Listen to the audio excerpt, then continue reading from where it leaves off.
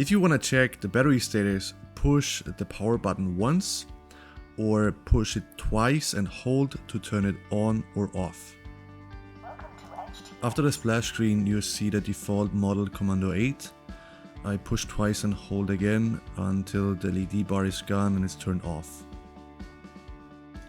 The radio has safety checks when powering on. One of those is the throttle. If it's not at the 0 position or at its lowest, you will get this throttle warning, resetting the throttle stick and it's gone. We have two 5D or 5-axis joysticks on the radio, where the left one is for menu, model, back, and also boot if you want to flash your radio.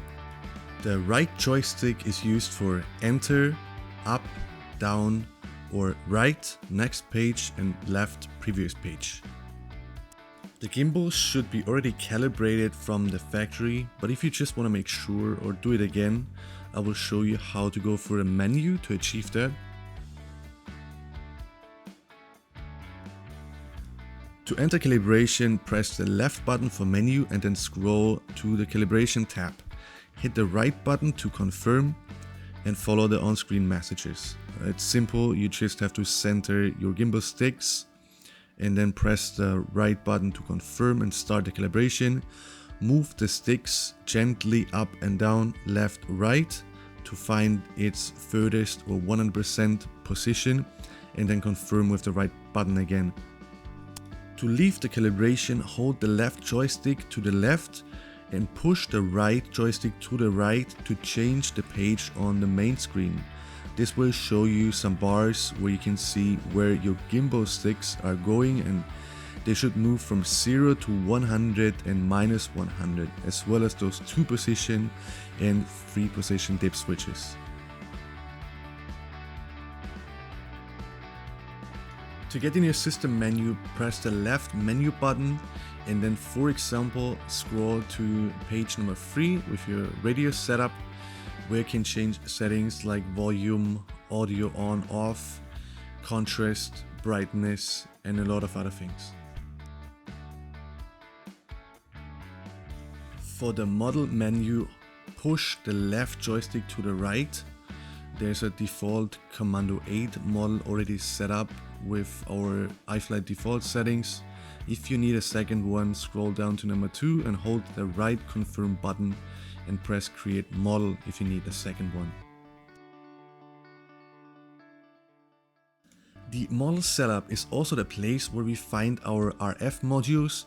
In my case, I cannot turn on the internal RF because my version has not the multi-protocol base module installed, but I have the ELRS TX in the back. That's why I need to turn on the external RF with the Crossfire protocol, which should be on by default actually.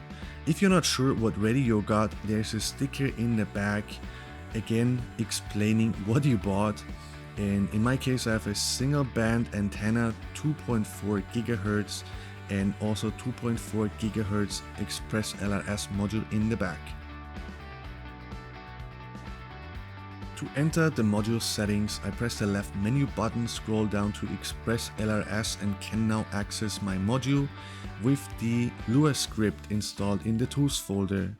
I can change packet rate, TX power, as well as activate Wi-Fi if I want to flash my module on my computer and set up a custom bind phrase, for example, that my TX or my radio in that case would automatically bind with any receiver in range that is flashed with the same firmware and has the same custom bind phrase as well.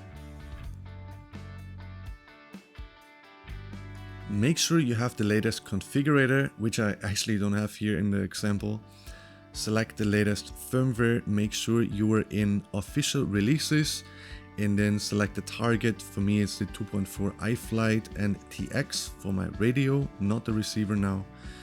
And then just check if you're in the right region. I'm in ISM here, my custom binding phrase, which I just show you so that you see it's pretty simple. That password will now bind with every receiver that I set up with the same custom bind phrase, and then I just hit the build button and wait. To be able to flash or update the firmware of my ELRS module, I have to access the Express ELRS Lua script again and then scroll down to Wi-Fi connectivity and enable Wi-Fi. That will create a Wi-Fi hotspot I can access with my computer. When the configurator finished compiling, you will see a folder popping up with the firmware file containing the latest version and the settings you applied. You then look for your Wi-Fi hotspot your radio just created. I have to do that manually because my radio is actually connected to my home network. But if that works automatically after connecting to your Wi-Fi, that screen should appear. And the only thing you have to do now is choose the file. I copy the path of the firmware I just created and paste it into that window that just opened with my browser, and I hit enter, and then I see the latest firmware file. Press open and then update the firmware. It takes a minute or less. I was speeding up my video here to see the upload a little bit faster because it takes a bit, but the result should be this. I then do the same thing with my iFlight receiver. I flashed the latest firmware, set up the custom bind phrase, the same bind phrase I used on my radio TX, connected to a battery, and those two sides discover each other, and I can see on my Commando8 screen that those 3 bars or 4 bars show me that the receiver is connected successfully.